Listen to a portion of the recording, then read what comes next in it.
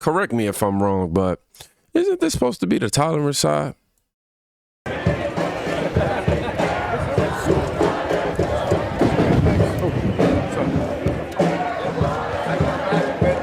I'm going to mute the audio for a second because I don't know if that's copyrighted audio, if there's actually people out there drumming. We don't know what's real or fake when it comes to them. But you see signs, burn a Tesla, save democracy. Really? What is going on here? They got pictures of Elon that they passing out.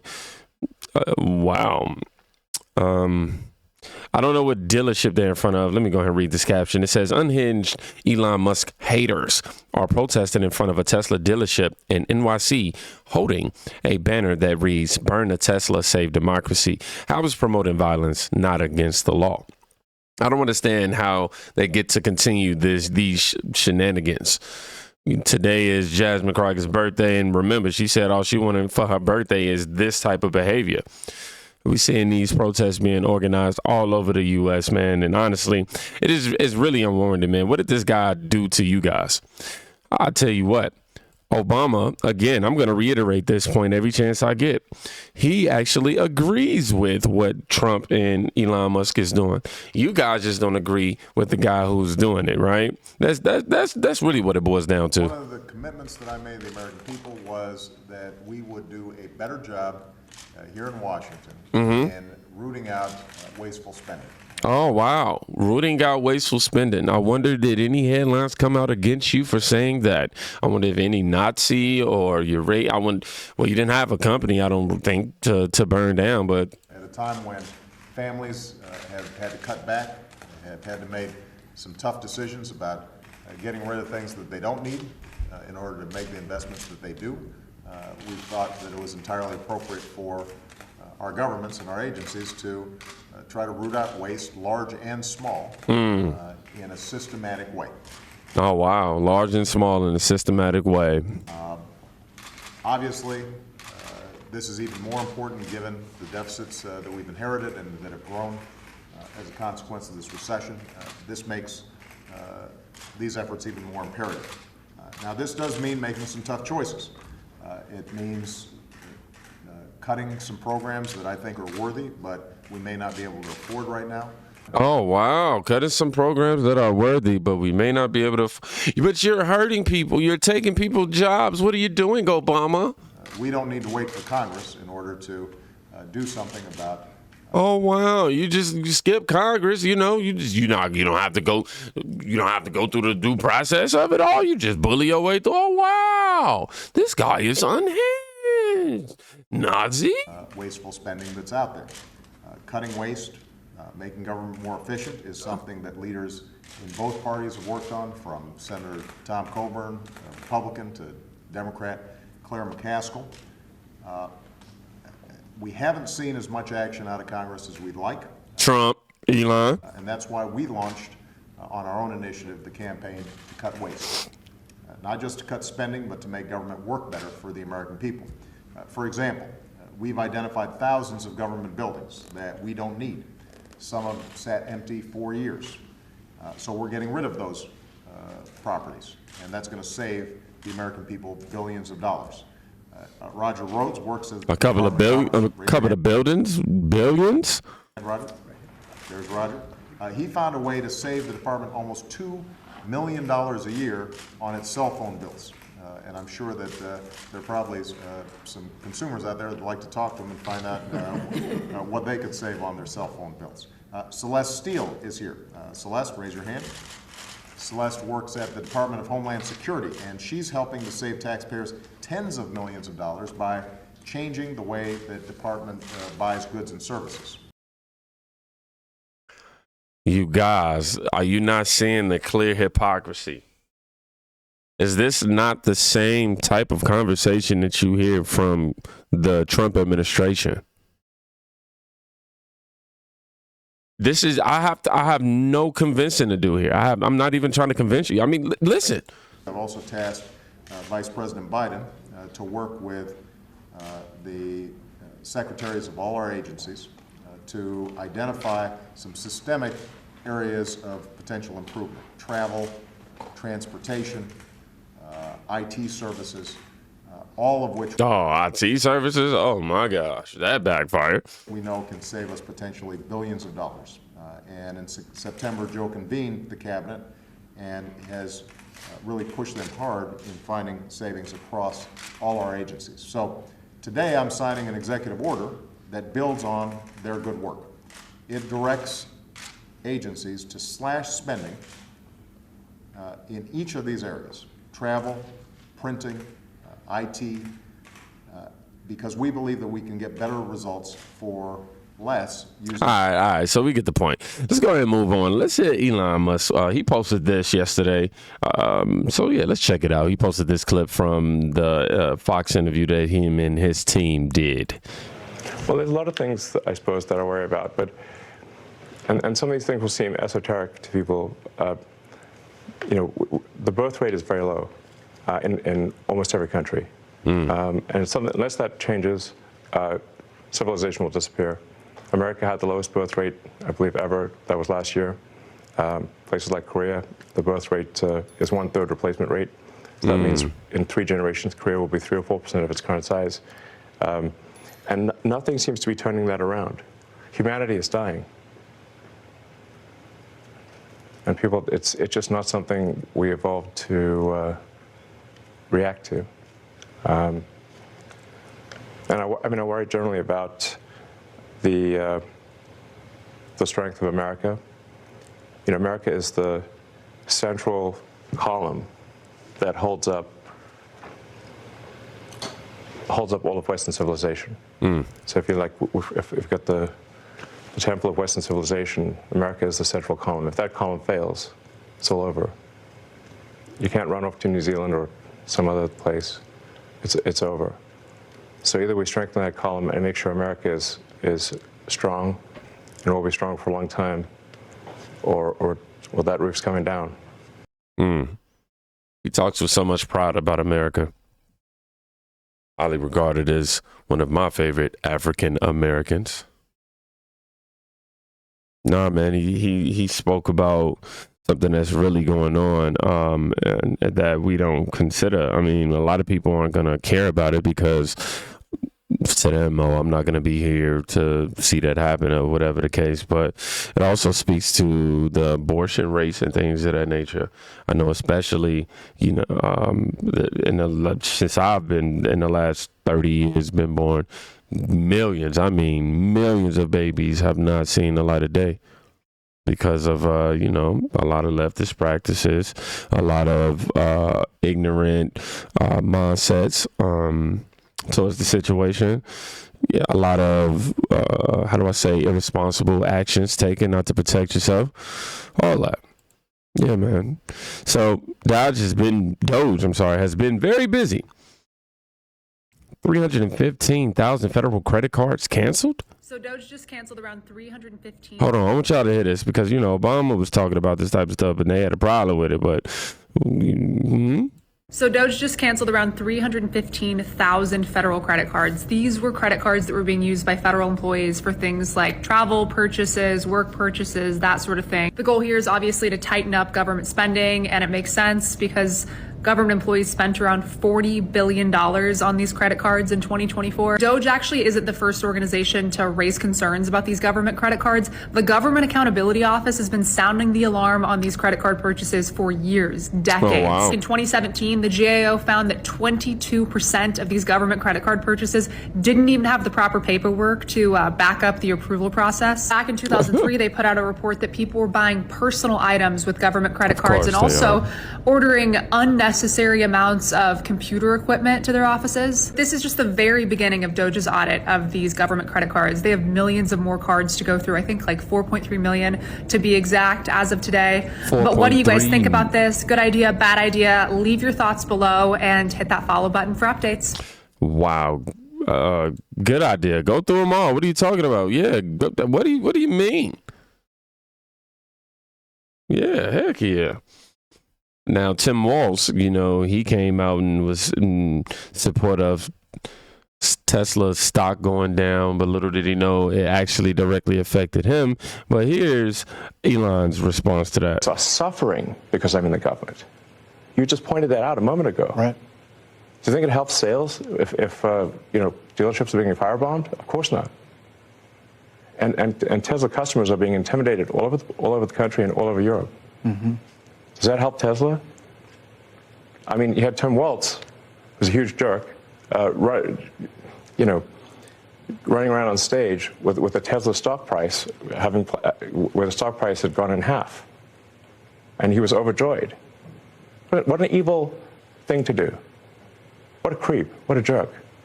Like who derives joy from that? And it was pointed out to him that actually, Minnesota State Pension Fund is a major investor in Tesla. But he didn't care. He was so overjoyed by Tesla stock going in half. So companies are suffering because didn't care. And this is the reason why the left is going to continue to decline. Because there's some things that just are bigger than politics. And we're starting to see the dehumanized point of view from the left far too often. These people don't have empathy and sympathy or care about, humans. They only care about their agenda being pushed. And if anybody disagrees, then you're not a human to them. I mean, come on. They keep calling for somebody to do the job, if you know what I'm saying. But here's a clip that I want to share. Tim Walz's own son doesn't even respect him. So, yeah. I got an 18-year-old, Gus, and I'm with Gus out there, and I'm having one of those dad talks with him. I was giving Gus my wisdom on what he had done wrong. Because I know these things, right? I'm the dad. In the middle of it, he gives me the old, says the guy who got his ass kicked by Donald Trump. And I'm like, okay. I got As a father, that's one of them things I would have just kept to myself. That's between me and my son right there. I ain't gonna let y'all, hey, look, I'm cool being vulnerable, but heck, nah, man. You tell that story, hey, so you have to, what I'm saying? Nah, I ain't gonna let my ego get bruised to that point. However, it goes to show you, like, even his own son don't agree, or at least that's the impression I get from that particular interaction. Of course, I'm like packing a whole lot of nothing into this one interaction, but yeah, from that, I was like, man, you don't agree? Look at the comments. Laughing emojis. Is Gus the one who does all the videos on his own and is now his daughter? I assumed he was at least one kid transitioning. So I don't know. To be honest, that sounds like fun talking between dad and son. I always like to say, come back to me when you can bench more and other jokes to my dad. Okay, so somebody else out here. Okay, cool. I will really be curious how this plays with independence. I don't get it. It seems to be classic Minnesota culture. A culture doesn't what is going on with the comments? Somebody said, I thought they said he was nonverbal. What?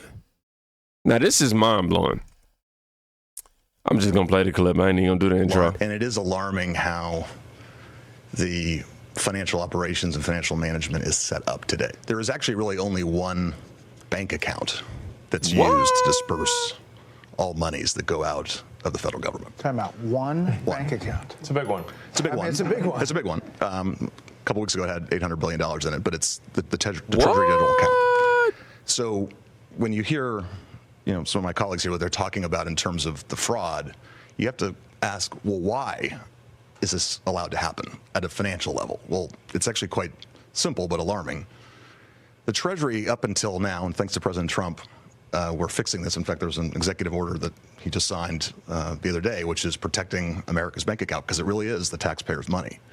One, we're changing the culture. The culture has been not a lot of caring and not a lot of commitment to doing what's right relative to financial operations. There's a $500 billion of fraud every year. There's hundreds of billions of dollars of improper payments, and we can't pass an audit. The consolidated financial report is produced by Treasury, and we cannot pass it on. We have material weaknesses. What that means is that if I was a public company CFO, I would effectively be removed. I couldn't file financial statements. I couldn't issue securities, which of course we depend on. Can't pass an audit. Right. The federal government cannot pass an audit. Oh, but because it's the government, it don't matter though. You see the double standard? It's impossible. In fact, in order to pass an audit, you need the information necessary to pass an audit. You need to have the payment codes, you need to have the payment explanation, and you need to have a person you can contact to understand why that payment was made. None of those things were mandatory until just recently, just a few weeks ago. In fact, maybe last week? Yeah, we're serving 580 plus agencies. And up until very recently, effectively they could say make the payment and Treasury just sent it out as fast as possible. No verification. And so what we're doing is what any household would do. But imagine you're a household, you have a bank account, everyone has an ATM card connected to that account, everyone has a checkbook connected to that account. It's not just your children, it's not just your parents, it's your in-laws, it's your extended family, and they all can go to the account and disperse funds. No questions asked, no justification, no verification. That is insane. That is truly insane. But it makes me think about this comment right here that Gunther added, time to clean up the swamp. It makes me think about Donald Trump is really this time around not playing no games. And he's gutting them, I mean, at the heart of it all. When he said he was going to come in and really get to the deep state, bro, you know the best way to get to him, obviously, is to them pockets I'm starting to see. What? Somebody said it is concerning that they continue to post claims of all the money that they've saved, which then turns out to be incorrect and inaccurate. I appreciate all the work they're doing. Just makes them seem incompetent and deceitful. Why not get all the T's crossed and then share? I mean, this is ongoing, of course, but I would want a government that's transparent. And if they do find anything to be otherwise, I would like to believe, so far, they will come out and give you all updated details. But why not inform the American public on what's going on? As opposed to, we see what's going on, but let me hold on. No, give us what you got now, right? Now, Senator John Kennedy has some gentle suggestions for Elon Musk and DOGE. Over. But let me make one other point, Judge.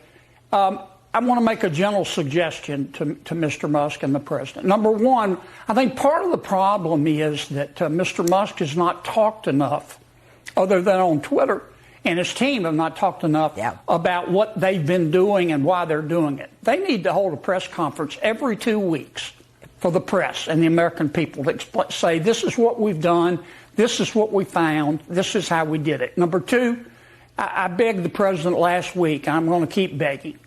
When Mr. Musk gets rid of waste, he's sued, and the judges enjoin it. The only way for us to get rid of this spending porn permanently is for the president to send us over what's called a rescission bill. Right.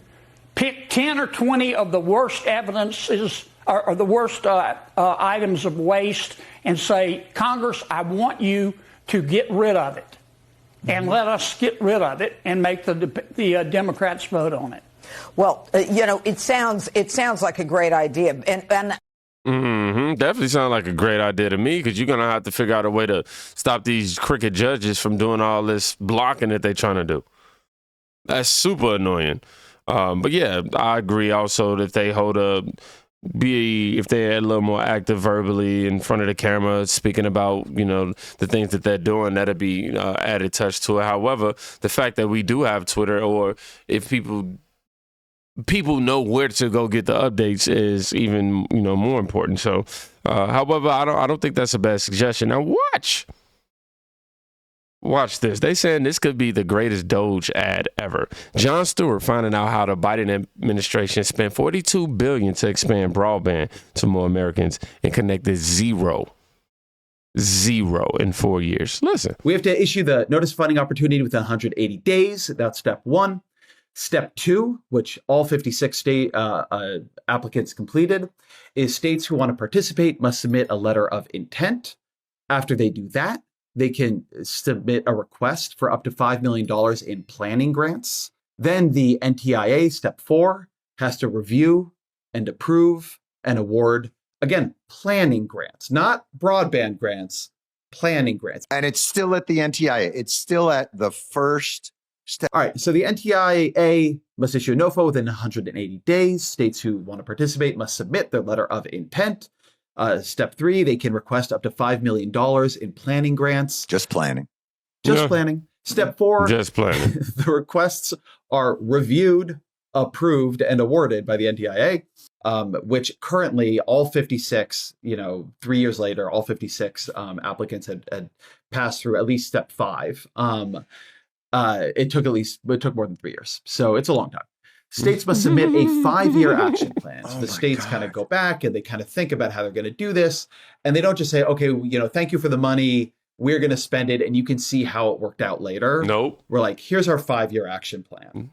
Then the FCC must publish the broadband data maps before NTIA allocates funds. So having done the NOFO, the letters of intent, the request for planning grants, then the review, approval, and awarding of the planning grants, then the 5-year action plans. In between that, the federal government has to put forward a map saying where it thinks we need rural broadband subsidies. And then, of course, the states need an opportunity to challenge the map for accuracy. And you can imagine this doesn't all happen in like a day.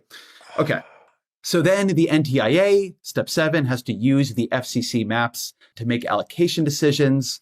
Then, having already done their letter of intent, their request for planning grants, it's hard even to talk about this, man. Step 7 is NTIA must use the FCC maps that were already challenged for allocation decisions.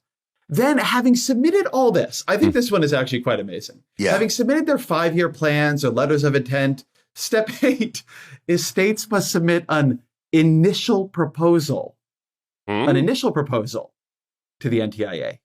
Then, is that the result of their $5 million planning fund? This I initial assume, proposal? but then what was the 5-year plan? And what the fuck did they apply for? What was their NOFO? Like, if the 5-year action plan isn't the initial proposal, then what's the 5-year action Forget plan? NOFO. Okay. MOFO. Step 9, NTIA must review and approve each state's, again, initial proposal. By my read, we have had at least 2 initial proposals here, but that's a different issue. Oh my God. Step 10, states must publish their own map and allow internal challenges to their own map. So the government has published a map. They have invited the states to challenge the map. Mm-hmm. Then states have submitted initial proposals, and they then have to publish their own map and allow challenges. Wait, who's challenging it within the state?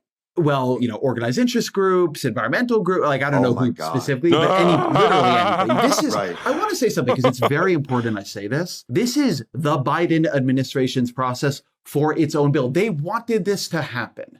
This is how liberal government works now. This is something they instituted Yep. for this bill. For their bill. This is a bill passed by Democrats with a regulatory structure written by Democratic administration. Okay. Right. Step 11. The NTIA must review and improve the challenge results and the final map. So the NTIA has put forward a map. The states have challenged that map. Then the states have put forward their maps, had other challenges. And now the NTIA must review and approve the challenges to the state maps. Okay. So we've done step 11. NTIA must review and approve challenge results and final map. We've lost 9 of the applicants at that point. Step 12. States must run a competitive sub-granting process. Oh my fucking God. At step 12, after all this has been done. Yeah, none of that could have happened along the way here. We have now lost 17 more applicants. So now 30 of 56 have completed step 12. Step 13, states must submit a final proposal. All the proposals weren't enough to NTIA. Now that goes to 3 of 56. So we've gone in the last couple steps from 56 had gone to this point to 3 of 56. Step 14, the NTIA must review and approve the state's final proposal. And that is 3 of the 56 jurisdictions and states are there. In summary, states are nearly at the finish line. And it says to stop their progress now, or worse, to make them go backwards, would be a stick in the spokes of the most promising broadband deployment plans we have ever seen. End scene. I'm speechless, Ezra. Honestly, it's far worse than I could have imagined. But the fact that they amputated their own legs on this is what's so stunning. Yes. All over the internet. So this video that you just watched shows Jon Stewart on this podcast looking obviously shocked, just like we all are. You know, he's talking to Ezra Klein about the $42 billion plan by the Biden administration to bring internet to rural areas. And none of them got connected. It don't make sense. It don't. The plan was supposed to help 25 million people to get online, but after 4 years, not one home has been connected. And of course, you know, you heard him going through the complicated rules. Some of them he was going over my head. I was over here like, what? But he was talking about all the complicated rules, like 98-page document, environmental requirements, and using union workers. Stewart is stunned at how the government messed up so badly, obviously, with the red tape. And it's a big problem because rural people need internet for things like school and doctor visits and running businesses and things of that nature. But all I can say is, got to continue to pray for DOGE, because what they're doing is the Lord's work, if you ask me, my opinion on it. Y'all stay safe. Go check on somebody today. You can quite literally be saving their life. And click on the next video.